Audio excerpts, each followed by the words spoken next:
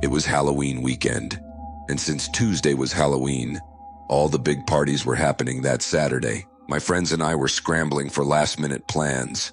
Emma posted on her socials looking for party invites. To our surprise, she got a response almost immediately. The invite was for a house party in the next town over, with a big, empty front yard. The details seemed straightforward. Bring your own drinks and stay indoors only. The four of us met at Lily's house to get ready and pre-game, surrounded by plastic cups and costumes tossed across her couch. After an hour, we ordered an Uber and each grabbed our own drinks. When we pulled up to the house, it was huge, almost eerie with its empty front yard. We noticed how quiet it was outside, not even the faintest sound of music. But as we approached, we started hearing a soft bass thumping.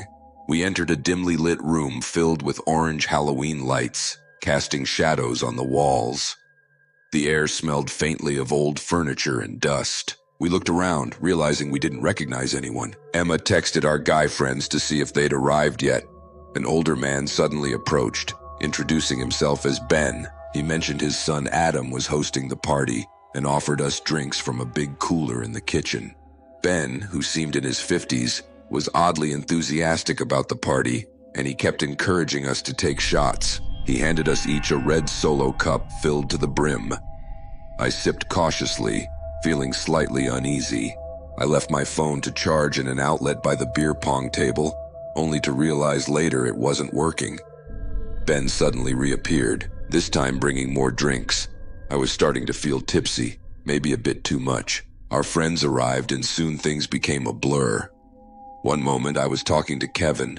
The next, I was in the back of a car feeling woozy and dizzy. They'd apparently brought me home. When I checked my phone, I saw texts from an unknown number saying, "Hi, it's Ben, and where did you go?" My stomach dropped, and I remembered how he'd hovered around us the whole night. The next morning, I woke up to even more disturbing texts from Ben, one saying, "I'm at your door. You left something here." My friends reminded me how strange he'd acted, prompting them to get me out of there. Later, we found out the house had been vacant for months. There was no Adam. We realized we'd been lured to an empty house by a stranger, for reasons that still haunt me. If you enjoy unraveling mysteries and diving into the unknown, don't forget to subscribe. There's so much more to discover, and the next story might just be the one that keeps you up at night.